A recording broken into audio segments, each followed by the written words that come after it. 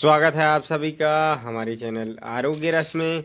क्या आप भी खांसी से परेशान हैं दोस्तों? बहुत दिनों से खांसी की समस्या से परेशान चल रहे हैं तो ले आए पतंजलि की ये दिव्य लवंगादी वटी दोस्तों, जिसकी बहुत ही बेशकीमती जड़ी बूटियों से ये मिलकर ये बना हुआ है दोस्तों। ये देख सकते हैं, इसमें लौंग, साथ ही काली मिर्च, साथ ही बेहड़ा, बबूल की छाल, इस प्रकार की आयुर्वेदिक जड़ी बूटियों से मिलकर ये बना हुआ बहुत ही अच्छी प्रोडक्ट है दोस्तों। ये देख सकते हैं, मात्र 45 रुपये में ये मिल जाएंगी। 80 टेबलेट इसके अंदर मिलेंगी, जिससे आप सुबह शाम दोपहर तीनों टाइम टेबलेट मुंह में रख कर चूसेंगे तो देखेंगे आपकी खांसी की समस्या को ये दूर करने में बहुत ही इफेक्टिव प्रोडक्ट है दोस्तों। साथ ही इसकी और अधिक जानकारी के लिए आप पतंजलि स्टोर में चले आए, वहाँ कर वैद्य फिर विशेषज्ञों से भी सलाह ले सकते हैं। धन्यवाद।